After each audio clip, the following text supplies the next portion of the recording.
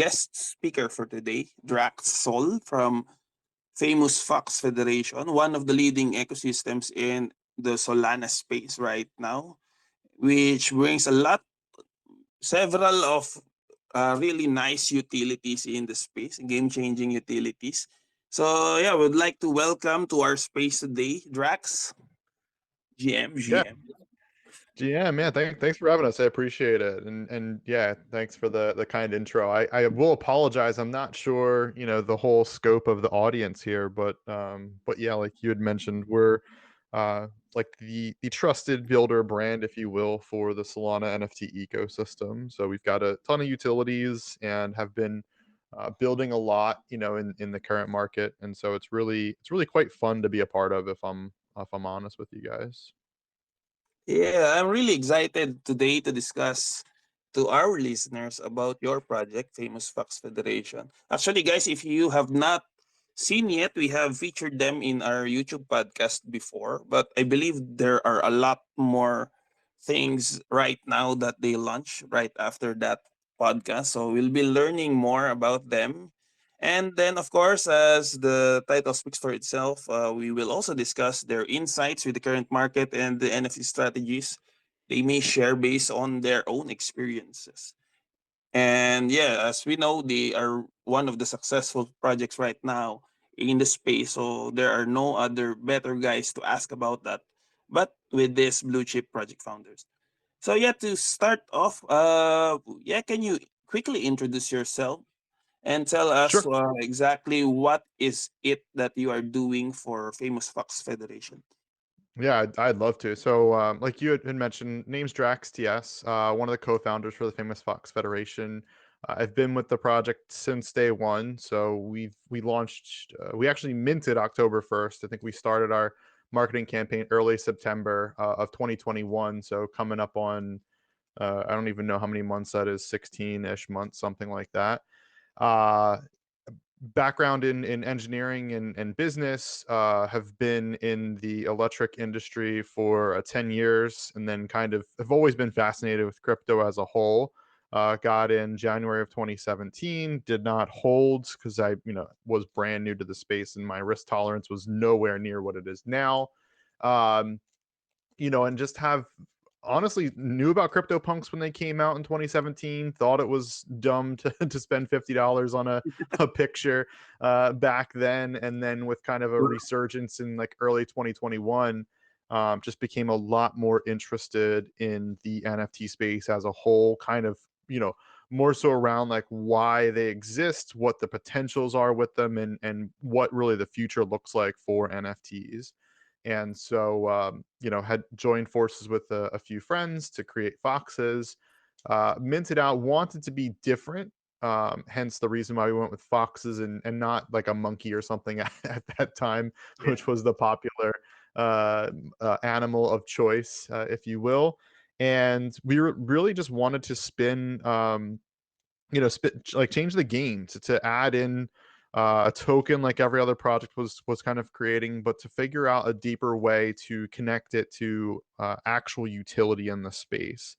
And so, we launched peer-to-peer trading was our very first tool, Foxy Swap, and then our messaging platform Ding after. And that I think really changed the game for a majority of the ecosystem. It might not have been immediate, but definitely over the longer term time frame, as that's still one of our like most active tools that folks are using. But since then, it really has just been finding problems and inefficiencies that exist within the NFT space, or even like a little bit broader, businesses and such that kind of are stacked on top of Web3 and solving them. And so we've done that with a whitelist token marketplace. We've added in like a commission marketplace for one artists. We started up a music NFT platform for musicians to kind of launch their own music NFTs if they wanted to, and kind of create community around that. We've have a raffle platform you can raffle off NFTs, and Citrus, which is our latest offering for lending and borrowing Solana against NFTs. So it really is just building out like this whole ecosystem that is very well entwined with itself, and it has a lot of value for people that are trying to do certain things within the space that they either don't know where to go to or are not familiar with like those individual tools yet, to be able to take advantage of them. So it's really been our 16-month history. There's a lot more tools that we've created. We have gamified staking. We have like these weekly missions that people, I'll say kind of rally behind, and they send their foxes out to go on them, and they collect rewards every weekend. We distribute, a portion of revenue that we bring in via this gamified staking way with treasure chests and random rewards and all that kind of fun stuff. So it's very well thought out, built platform that just keeps growing. I'll say day by day, but it's based off the space being so quick. That's just like how it works. Yeah.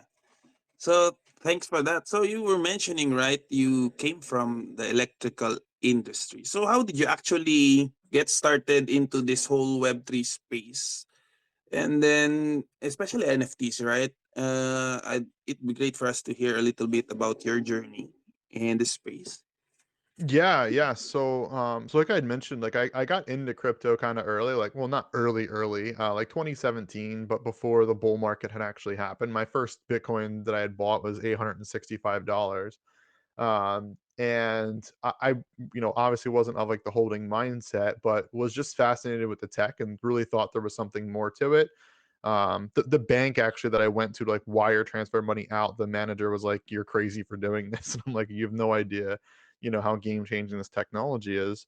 I think I actually might have mentioned to him like, does he feel threatened, within the banking industry that that crypto exists, and and honestly just became fascinated with it. It's just like at the time was just a side hobby of learning. I think that's one thing that I would highly suggest to everyone is learn as much as you can. If you think you know everything, try to learn more. um and then with NFTs, like I said, early 21, there actually was like a Discord group that I was part of where they had people that were trading crypto punks, and they were making like an ETH profit per, and that's when they were like, I don't know, 15, 16 ETH. And so I was, kind of surprised by that. I was, just shocked at the fact that you can make like an ETH profit off of a 12, 13 ETH thing. And that's when ETH was $3,500 or 3 grand, something like that. And so I just dove a bit deeper into it to try to figure out like what are NFTs, why do people care, why are people spending so much money on these things, and then had chatted with, like I said, some friends to figure out like is there a way we can get into this space and change it up. And it got to a point where I think it was July, August, where we were like ideating on, does it make sense? Should we do this? And then, just started marketing and building out everything and launched, like I said, the end of September, early October. So it really was more so on a whim of interest, and the expectation that we really could compete with everyone else that's in the space or coming into the space. And I think I think we're battle tested. I think we've proven that we can for sure stand the test of time, especially with everyone else in the space. And the nice part about it too, from our side, is that we've never taken outside investment in anything we've created. We've been bootstrapped from day one, so we're not beholden to investors. Anything that we want to do, we can do. We do have a DAO that we will functionally ask for voting and such to get like ideas from them, especially for larger scale changes that might impact the project. But aside from that, we're a very small, agile, capable group of individuals that are changing up the NFT game within Solana. Yeah, I can definitely observe that because, well, upon checking the project, right? So you have really an arsenal of utilities, as I can say, right? Like an arsenal. If you're going to war, you definitely have all the weapons. Yeah, things like that. Yeah, for those who don't know, and to all our wonderful listeners listening, so can you tell us more about Famous Fox Federation and yeah, all these things that you currently have in your platform? Yeah, certainly. I'll try to do like an abridged version because we do have a lot, like you said. I Yeah. would suggest anyone interested jump into our website, famousfoxes.com. And then you can check all the, I would recommend checking all the tabs at the top. So we have like our Foxes section, which is more so for launching missions, bringing Foxes back from missions, staking, claiming your rewards, doing a lot of like more fun things within the Fox ecosystem. Then you have the utility tab, which has all of our tools, which I'll talk about in a few seconds. You've got our coin Foxy, which again just kind of shows you where, like how you can transact it. We have our token market, our Jupiter aggregator. We have our Dens page, which our Dens is our third collection that we launched. That is just more so it's built into our gamified ecosystem for staking, but then on top of it, it's like a gallery where you can also show off your Solana, your Ethereum NFTs, and it can help too for like transacting, for doing like Foxy swaps, or jumping in and checking out someone's wallet if you want to see like what they have going on, and it helps too with transparency for treasuries of other projects and things. But there's some ways to poke around like a directory and all that fun stuff. And then the last tab we have is our merch. So if you're interested, you can buy merch from us. It can be done with Solana or USDC, I should say. And yeah, that's all available right through our website, free shipping worldwide. Highly would suggest checking that out if you get a chance. But then going back to our utilities, which is really kind of the bread and butter for Foxes. I mentioned a little bit earlier some of them. So the first one, I'm just going to rattle off the list from top to bottom. It's easiest on my side. But we've got our famous token market, which is an SPL token market. It's more known for like whitelist tokens for mints, which haven't been super popular recently. Last year, about this time, it was everything, as well as SPL tokens for individual projects, like utility tokens that they are using. And it's an order book style. So you can just put buy offers and sell offers in. You can only put buy offers in if you own a Fox. That's one of the perks of owning a Fox. We have Marmalade, which is our artist commissioned marketplace. So if you are an artist and you're interested in getting into the space and you want some exposure, feel free to apply for Marmalade. We do have like a little bit of a process for approving people, but it's USDC based. You can basically just use it as like a safe platform for if you want to create commission pieces for people. We charge like a 3% commission fee on there. But it's just a safe way that escrows the USDC for some work that an artist is trying to get from somebody else, and it just helps them out to kind of proliferate their specific brand. We have Citrus, which is our newest offering. It's a peer-to-peer lending platform, so you can either lend Sol against NFTs, and you can create your own terms. It's a really awesome platform. I highly suggest checking it out if you have not. You can change your APYs. You can have different durations, anywhere from 3 days to 21 days. You can offer it on a plethora of collections. I think we're close to 50 collections on there, and you can earn yields, and the yield can be significantly higher than a lot of other DeFi products.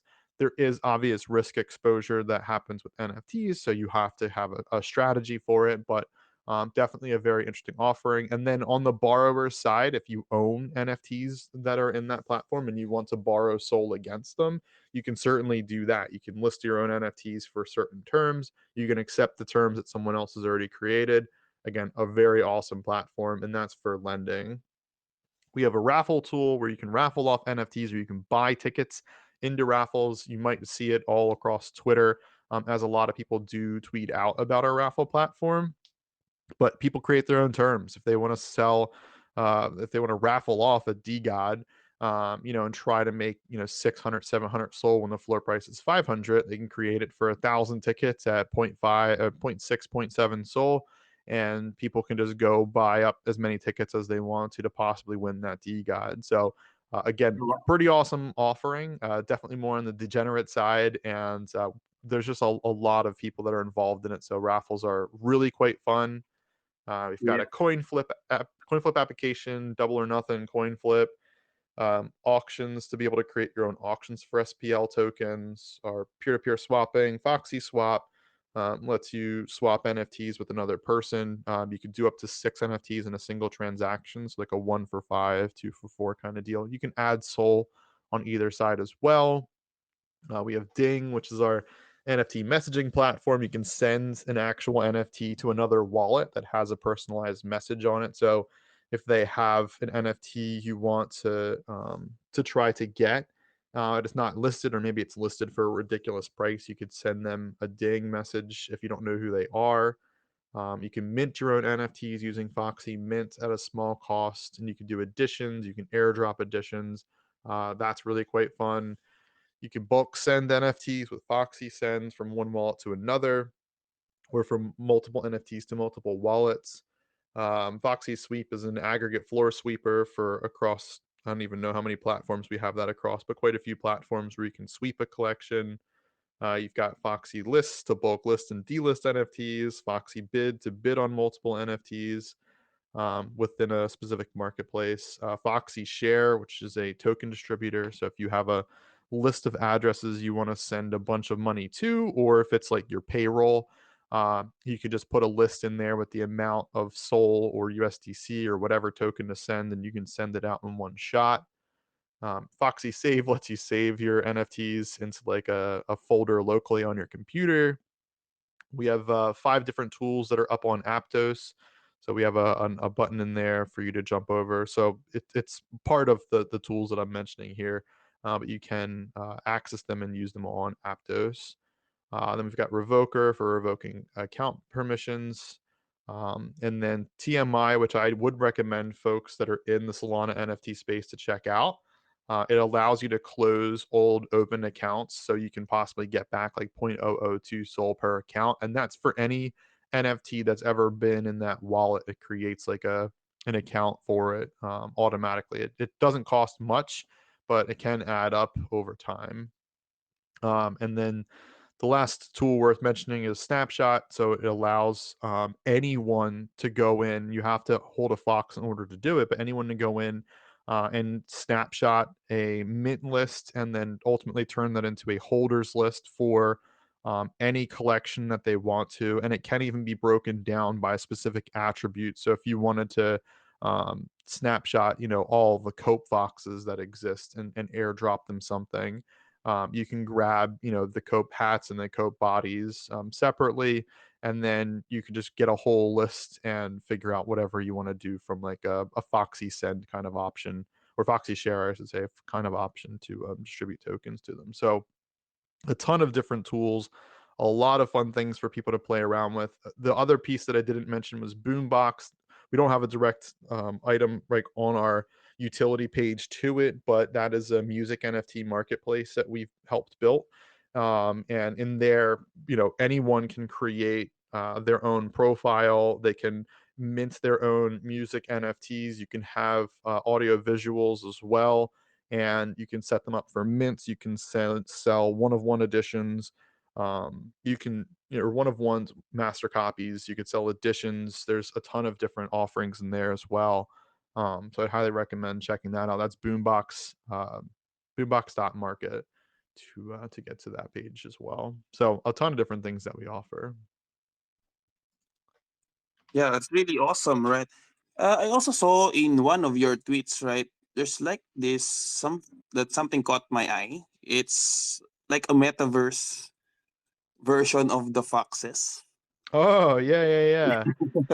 Yeah, so I'll give a shout out to Brink, one of our foxes. He does awesome work, and he's helped build out like portals. So anyone again that's also in the NFT space might be familiar with portals. It's like probably the most known within the Solana ecosystem for metaverses. And Brink had created uh, both a district and an individual room, and that district that I posted. So we do weekly voice chats with our community. I actually am the one that hosts it. And just to kind of give a recap of updates and things that went on that week. And then at the end, we'll typically do like a drawing for some chest rewards that we give out. And so, like this week, actually, someone had won 5 Sol. Brink was actually the winner of that 5 Sol. That's not very common that we give out 5 Sol. It's normally a lot of Foxy that we give out. But yeah, we have 3D foxes. So anyone that owns a fox, you can unlock it after you pay Foxy in order to do so. And you get a GLB file that you can import into portals. It does work in a lot of other things as well, like Adobe Aero or Mixamo. So you can kind of mess around with your foxes, or you can upload them into other metaverses if it's kind of rigged correctly, or if you have to do a little modification to it, you can.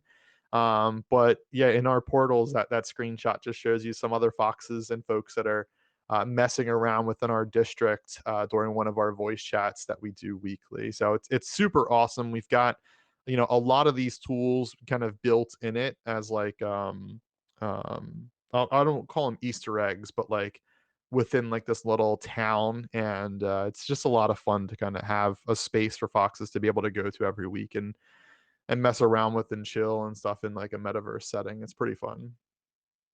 Yeah, I'm really in awe right now, actually, because some of these utilities I have seen in other projects in the space, but then you've actually single-handedly made a project that's all in one, right? Like you're pushing the space really forward, and it's really hard to quantify, as you mentioned. I really like what you are working on right now, frankly speaking. Yeah, it's a lot of fun. Like one of the bigger challenges I'll say with like a lot of projects is like being sticky, is having a reason for someone to stick around and want to participate, want to be a part of it, want to tweet out, why they're a part of a community, what it kind of stands for, like, even from themselves from a personal identity standpoint. Like a lot of projects struggle with kind of keeping that.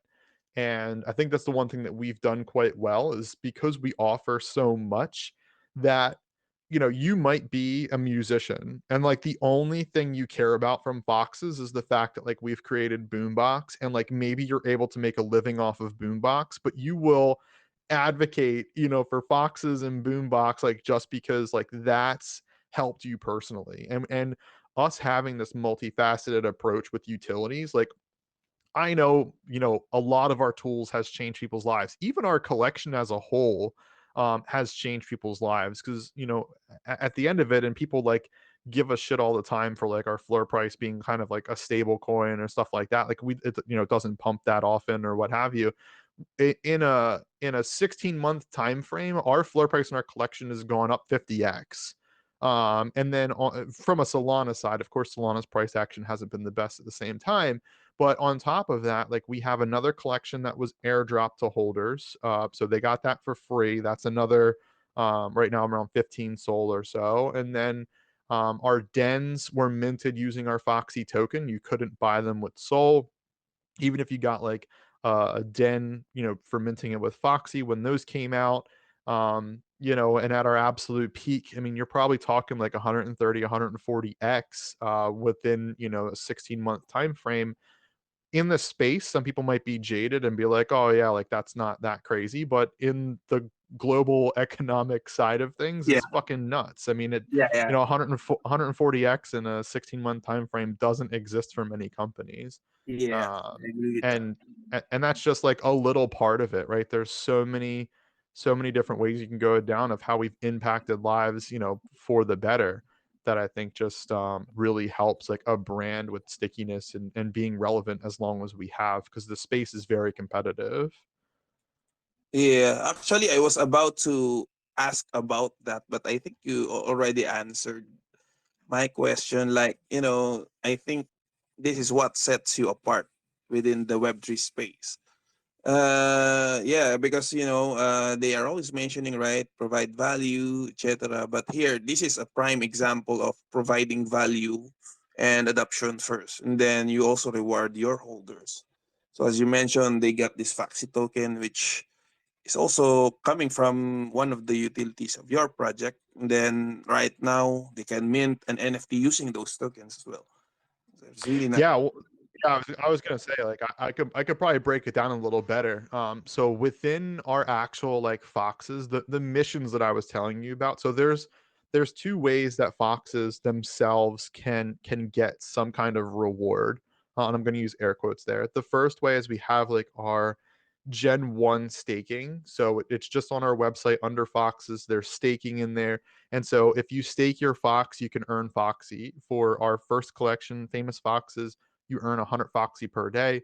For our second collection, Transdimensional Foxes, you earn 25 Foxy per day.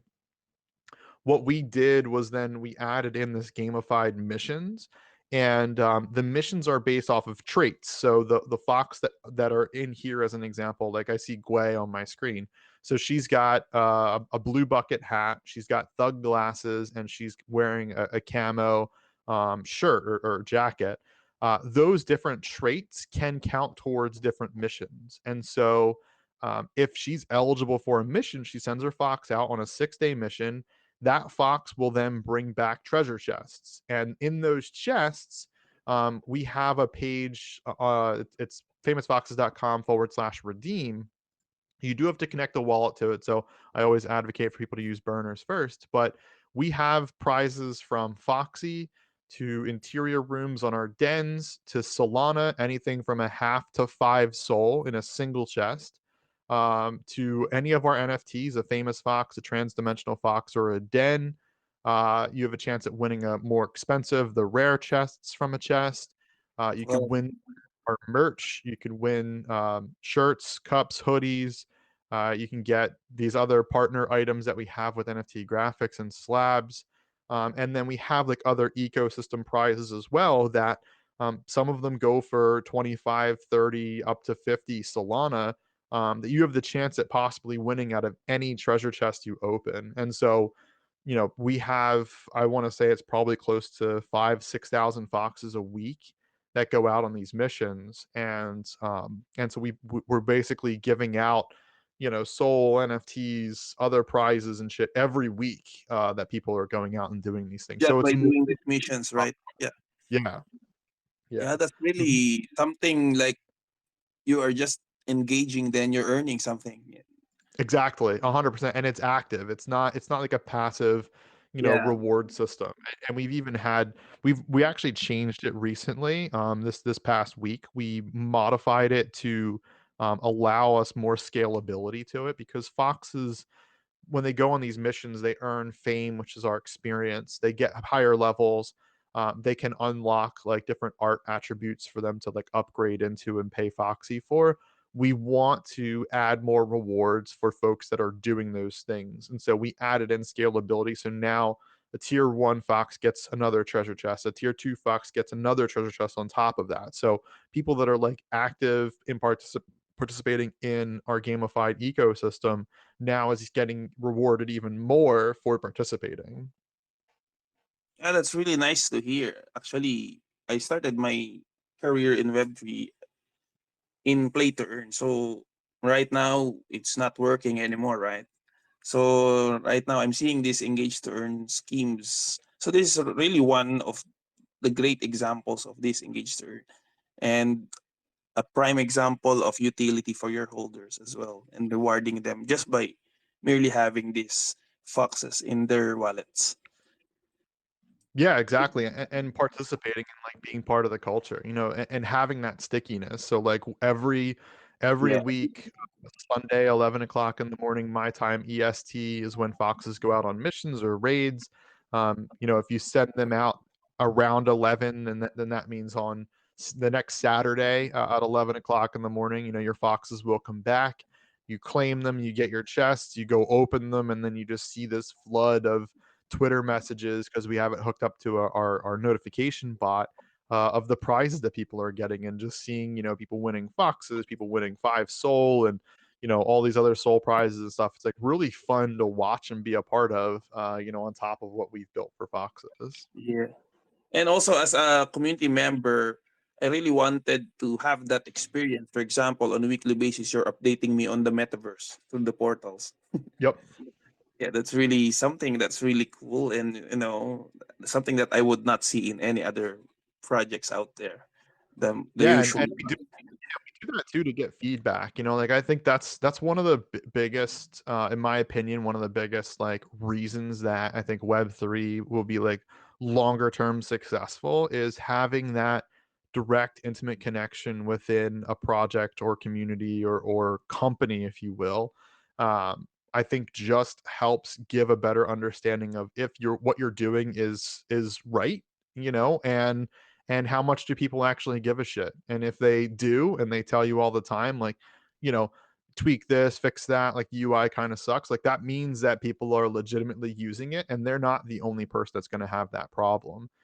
So I love it when I get feedback on, our tools and things to figure out like what can we do better, because there's so much to be done in general, and I love getting that feedback weekly. Yeah. So, speaking of, NFTs moving forward, right? So, in the current situation of the market, right? How do you think NFTs are going to move forward? And do you have any specific strategies or trends that you are seeing that would be effective in the upcoming times? Yeah, I think that's a very great question. There's kind of a combination here. The first thing that I would say is that it's fun to me to see how quickly this ecosystem evolves. I think that a lot of people that are in it might not appreciate it as much, because like I've been talking to a lot of people recently too, just around the fact that like we move so quick compared to anything web 2. Like it actually frustrates me to try to do things in real life, that I know can be done more efficiently that just aren't, because of how efficient like I personally think that our industry is, within NFTs. But on top of that, I think like the biggest challenge that we have to kind of look at is figuring out why more people should care about NFTs. I think at its absolute core, right? Like it's not to say how do we sell our bags to someone else that's not here yet. I don't think that that makes sense. It more so along the lines of, if you are a, you know insert whatever demographic here, right? Like um, I have no idea, but insert whoever you think could be a good target audience for an NFT. Why should they care about an NFT? Why would they want to own one? What's the value prop for them? I've always talked about it before, and this is like way back, so I'm still waiting. But when you look at like reward systems within companies, I know Starbucks has done the thing with Polygon, and I'm sure there's others as well that are trying to like figure out what makes the most sense. But Yeah. think about like airline industries, credit card companies. I mean, all these things that have rewards associated to them, but not necessarily having it like logged in blockchain and a way to kind of prove ownership, and you know just have like easier access and like a smoother process for those things, and possibly even a way for people to monetize them on a different level compared to just using their shitty systems that they're forced to use because that's the way that it works. I think there's a lot of like those industries that we'll see personally over the next 5 years. I'd actually be surprised if we don't see all of them in the NFT space at one capacity or another, to figure out how do we, make people's lives easier for using our systems. And so, looking at larger scale web 2 based companies figuring out web 3 strategies to get into the space, and I'm already seeing it, with companies, for trying to do this like multifaceted approach. If you look at how the us as humans have been evolving when it comes down to technology, right? Like everything is just becoming more online, more mobile friendly, just like an easier way of getting into, the web. And I think Web3 is like another connection for it. That, there's already a lot of people that deal with collector's items. I'm staring at slabbed up Pokemon cards, coin collectors, art collectors, all this kind of stuff. These people already exist. Us as human beings, like, always will have this like inherent nature for collecting things Yeah. and being supportive, and having like these different brand identities and such. And I think like within the Web3 space and NFTs, it's just an extension of all of those kinds of offerings in a different way that people can relate to. And so that's kind of how I look at, I'll say like the future of NFTs is that they'll become more of like a name, like a home brands that people will just like have them and not even think about them. But they're gonna have them for different reasons, and the only reason that people are gonna get into them are gonna be based off of like why people in the first place would like want to own an NFT. There has to be like some kind of catalyst or reason for that. So that's kind of my general opinion for it.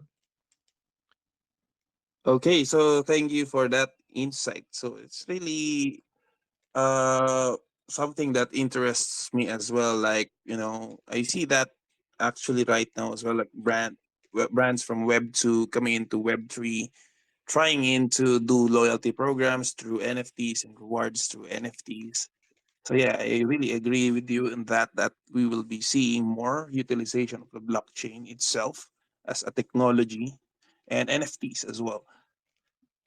Going over to strategies, right? Back to strategies, our topic, right? So have you also encountered some hurdles within the span of operating Famous Fox Federation? And then, yeah, how did you actually overcome these obstacles? I will apologize. Could you rephrase that for me again? So, did you have any big hurdle within the span of operating your project?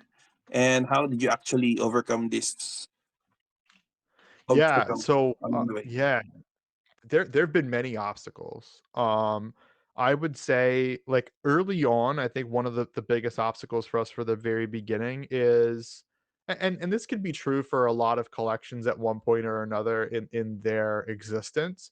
Um Figuring out like if your value is actually in line with what the sentiment is from holders. Uh I think like just based on the way that the ecosystem works, as soon as we minted, I think our floor price went up by like 13x within like 3 days. And Oh, and wow. at that yeah, and at that point, aside from creating the collection, like we hadn't done a thing. Um, and so it like for us, it's kind of like, well, now there's like this added pressure because the price is so high, but we just came out, and then, like that's just based off of how the market works, Yeah. so like, there's going to be like a level of correction to it. It didn't deter us from doing anything, but like that's one of the things that we just had to figure out. Like, okay, we have to disassociate the way we look at the pricing of the collection and what we're actually doing, and not let one influence the other. If people want to speculate and trade for that, they can. But from our project side, it doesn't make sense to like watch the floor and every point one soul floor price changes. Like we have to figure out like, oh shit, how do we bring the floor price back up or whatever? Which I think is a big struggle for like probably a lot of projects that are out there. Um, so like that was just an early stage thing that we just talked about it, between ourselves and said, like there's little we can do about it. If people want to, make the price whatever they want to make the price of the collection, like anybody out there with enough money can do that. That's how stocks work. That's how any market works. It's supply and demand. The second thing for us that I would probably call like our largest hurdle was around the fact that we were like the first project to have utility based on a token. And so, in order to use our utilities, you had to use the token to do so. That created a lot of friction. So, Foxy Swap, as an example, it cost 100 Foxy to do a swap back in the early days. And we priced that based off of foxes. Foxes were earning 100 Foxy per day. Then we give them the ability, if they want to go do a single swap, they can do a single swap. All they have to do is have a Fox staked for a day, and then they're able to do that basically for free. And then for anyone that has the token, they could just, if they want to sell it to somebody else, they could sell it to somebody else. They could go and use the tool. But that level of transaction to just do a swap added so much friction. People would legitimately go use other platforms to pay a percentage to do the same thing, and that percentage could be 100, 200, $300 compared to literally a dollar of Foxy. And people would rather pay that percentage because it's less friction. And so that was a big lesson learned for us where we said, okay, well, if people don't want to pay Foxy to do things, We'll charge Sol, we'll charge a reasonable price in Sol, very, very reasonable price. And then we have to figure out how do we then create value in Foxy in order for people to want to stake their foxes and earn it and then use it on things. And so that's where like our gamified ecosystem came in. We do monthly raffles, which we actually just got prizes for. I think it's around 900 Sol for the month of February. That we'll be doing a drawing for that this coming Sunday. And then other ways that we can create, just different drains on Foxy. So like our leveling up system to get tier 1 and tier 2 for foxes, to unlock your 3D models, to get tails for foxes if you want it. And then to do like our friends and foes auctions that we do as well with artists for our 4th collection, or just ways that people can spend Foxy if they want to spend Foxy. And then we just have this whole ecosystem built around it. So like there's a lot. And what I would say to projects too, like the lesson learned for me is to look at your whole like ecosystem for what you're creating as almost like a game, and figure out like how do I make this game interesting for people to want to come and play. And the more interesting you can make it, the better off I think you would be for the longer term. All right. So for new projects as well, so seems many are struggling right now, and many are researching for some strategies that they can use for their NFT projects, etc. But then, from your observations, which of the previous strategies that are being used by most of the NFT projects that actually worked before are no longer working right now? And what are the new strategies that you observe to be working in the current status or meta? Um, so so I guess I can kind of I'll try to touch on that a little bit, and if I don't give you like the best answer, feel free to rephrase part of it. I think the biggest thing that I would suggest for projects like as a whole is to figure out like what differentiates you from the rest. And not only what differentiates you, but like how do you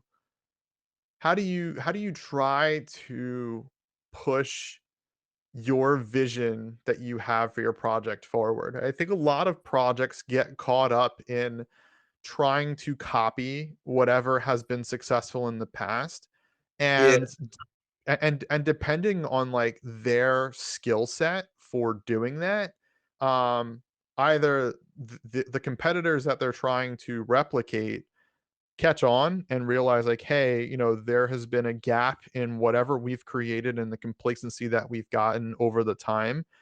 So that way a competitor could come in and possibly take part of our idea, and so then they react to it. Or there's like a legitimate market fit for that new project, and there's people that are in it that are interested. Maybe there's still interest left in the old one as well, but that project has stickiness and they have the ability for them to grow a project like they want to create. And so I think like that's the biggest challenge is really differentiating yourself and having the skill set and dedication to legitimately building out that vision. I think is one of the most challenging things for new projects in the space. And the same could be said for us when we were first created. A lot of projects were creating tokens, were creating some kind of utility to it, whatever they would consider that, more so along the lines of like meme utilities, if you will. But we wanted to be different. We just kept on. We kept figuring out like what else can we build in that would make sense for people to want to do on our tool. And more so as we were building out like our ecosystem, it's how do we relate to everyone in this ecosystem? We don't want to just have one group of people that care about our project. We want everyone to care about our project. If you're an artist, if you're a musician, if you're a degenerate, if you're a community member, if you're a contributor, whatever, if you're a trader, like whatever you are within this ecosystem, we want you to care about part of the foxes. You don't have to care about everything. You can care about just one thing. And if it changes your life, so be it. Like it changes your life. Like that's really the goal with what we've created. And so I think for like a lot of projects trying to find their niche, try to find your community, it's not easy. It takes time. A lot of people think they can just start a project, mint it out in a month, collect millions of dollars, and then, Yeah. dip. And it's not that way. It has never really been that way. There might have been a couple of projects that unfortunately had done that, but it's a lot of work to do what we're doing in the space. Yeah, actually, that's most especially applicable right now during the bear market. So remember, right, during the bull market, any project can be easily hyped, and then yeah, they can just do those things that you have mentioned. But actually, right now, I've observed the space and the people within the space are actually more, smart buyers. They don't just degen in every project that they see. They actually check for real quality in each and every project that they are coming in. And with that being said, as you've mentioned, right, there's a lot of things happening in a very fast paced environment in this industry. So, may we know what's next for Famous Fox Federation? So, can you talk to us more about the exciting future of your project and your plans for 2023 to ensure the longevity of the project? Yeah. So I would say like right now it more so is improving the tool set that we have, uh just based off of the current sentiment in the market, things that have been going on. I'll call it like a level of uncertainty in general, but we're in like a not the best market conditions in general. So we're just working on improving everything that we have right now for our project. There are a few like lower level things that we're working on that we haven't talked much on, and I don't want to release information for it. But like our portals, the experiences that are in there, that the 3D foxes, trying to enhance like that level of connection within our community, and then hopefully within like a larger scale ecosystem. We recently brought on someone as well to deal in Instagram marketing for us, so we're working on more of an Instagram strategy for improving the marketing as well for our brand. And really just watching and seeing what goes on at a larger scale for the rest of the NFT ecosystem, and how we can help, move the space forward and figure out strategies to help onboard people into the space, from a traditional Web 2 sense of maybe helping out from a Web 3 marketing strategy, or, to kind of figure out, are there other ways we can connect with Web 2 folks that are not in the Web 3 space yet, buy some offerings from our project. So we have a lot of fun stuff going on in general. But right now we've got a lot of tools to maintain and to make sure that they're the best they can be, for the ecosystem. Yeah. And I believe right, the characters or the foxes themselves are highly brandable. Maybe in the future we will see them on more of products, right, or even video games. What? Who knows, right? Yeah, exactly. I mean, who knows what could happen. Plushies are like, I'll say that, like plushies and different things like that are definitely of interest to try to get access into like different things to connect with people, but there haven't been like anything official that we've gotten done yet. And we've been talking to like a few vendors and things like that to try to get more items out, but it's like Yeah. a little bit different. It's just step by step. Yeah. So yeah, see you again, guys, in the next space, and bye bye. Have a nice day.